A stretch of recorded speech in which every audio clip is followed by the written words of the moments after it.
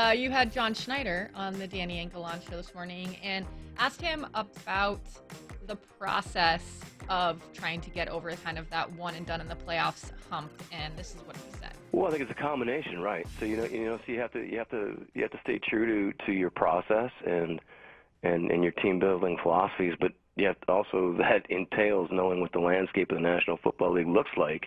And so you have to be looking around and trying to figure out how you're going to compete, how you're going to get over the top. Something that I think every team needs to have in the back of their head is that you have a process, you should stick to it to an extent. But if you are consistently successful every single year and you stick to your process so much, you are doing exactly the definition of insanity.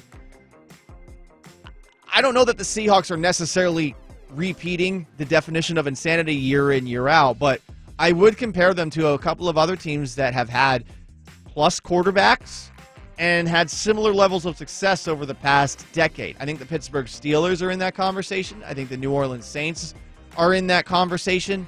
And when you consistently find the same results, you have to be willing, I think, to make sometimes even dramatic changes. And I'll point to a couple of examples that we have seen over the past decade. First off, New England went about a decade without winning a Super Bowl. They were still competitive, but they were in this same conversation not too long ago. They changed things up after not having plus cornerbacks for a really long time, cornerbacks. They decided we're going to pay Darrelle Revis $12 million for 1 year. And, I mean, they hadn't paid a cornerback money since Ty Law at the beginning of the 2000s.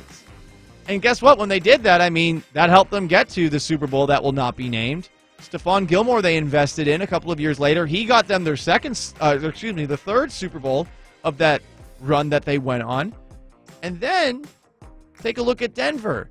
Denver, who the Seahawks just murdered in the Super Bowl, realized, oh, we're not going to win it with offense alone, and they got really aggressive defensively and changed their identity from one of the best offenses that we've ever seen, if not the, to one of the best defenses that we've seen over the past decade by adding DeMarcus Ware and adding TJ Ward. They also got rid of their head coach after losing said Super Bowl.